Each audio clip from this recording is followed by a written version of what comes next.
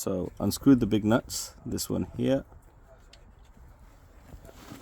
and remove this cable from here.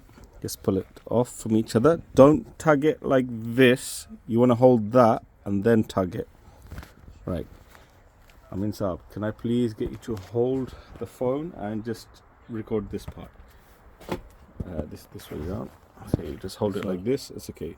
You're just going to record me pull this cable off. So this line's here to grip it. Otherwise, see that exposed cable here. If that rips, your bike will stop working. So hold it both ends and pull it out. There's a long pin here on this side, and there's a long pin here on this side, and there's a long pin here on this side.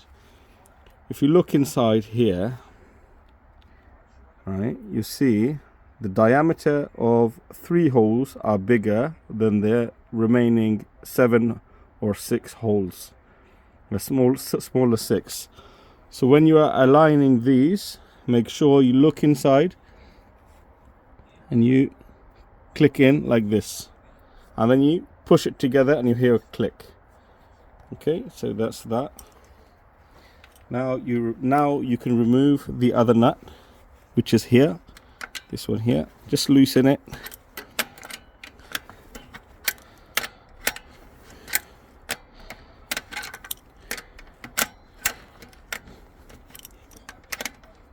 Okay, and just hand loosen it much as you can.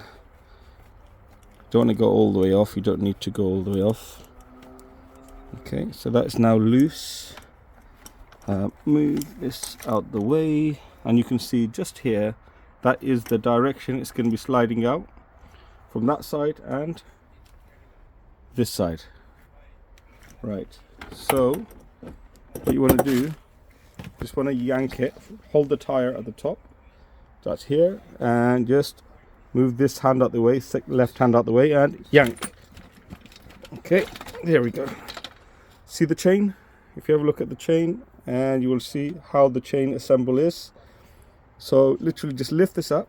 This is gonna come off, and the chain, you see this the cogs, as they call it, the gear slave or the holder for the gears, the chain, it just lifts off, and that's it. Just move this out the way, job done. Now we just want to pry off the tire using the metal piece, if we can find it. Last time we used a metal piece last time. 1 second. Right, using a flat metal screwdriver or a prying tool, which we've got a makeshift one here, I will show you how to pry off the tire. You start right or left. A right-handed person, so just tug it over the rim. So we're just going to tug from underneath over the rim. Do the same as we go around. You want to make sure your tire is completely deflated. Take off the valve and suppress any air. Now we want to just slowly remove the tire from the actual alloy, which is proving awkward this time. So we're going to get one in, and we can get something else in to help us pry it over. Right, let's find any screwdriver will do, as long as you got enough gap.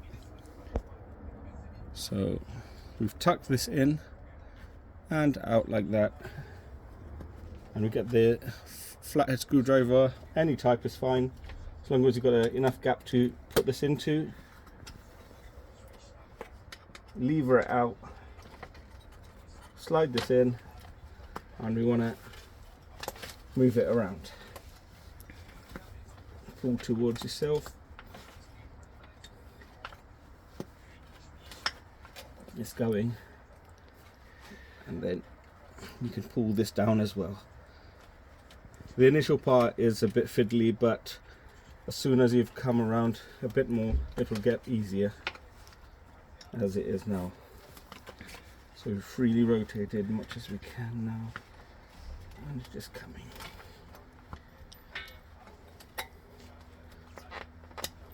That's it.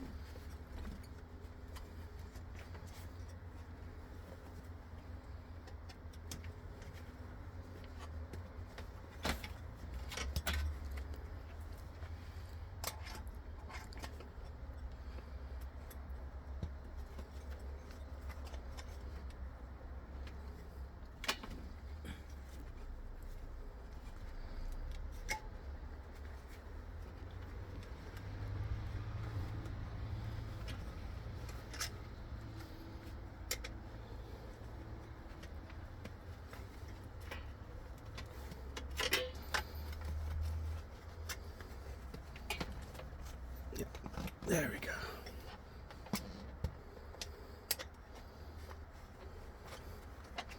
See? Just follow it around now. The initial prying is quite difficult when the tire's cold. There we go. So we've got one side off. You can take both sides off, you don't need to. I should have deflated the tire a little bit more, I think. Still got a little bit of air in there, that's probably what caused it to give a bit more resistance. As you can see, there's a bit of inflation there. You just pull it, tug it, pull it out.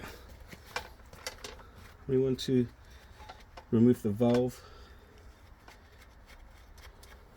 Take the remaining of that thread off. It's dropped, but we'll save that in case, keep it as a spare.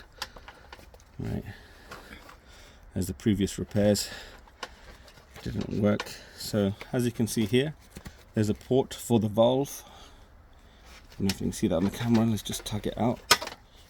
See, there's a hole there where the valve goes in. And just reverse engineer it when you want to put it back on.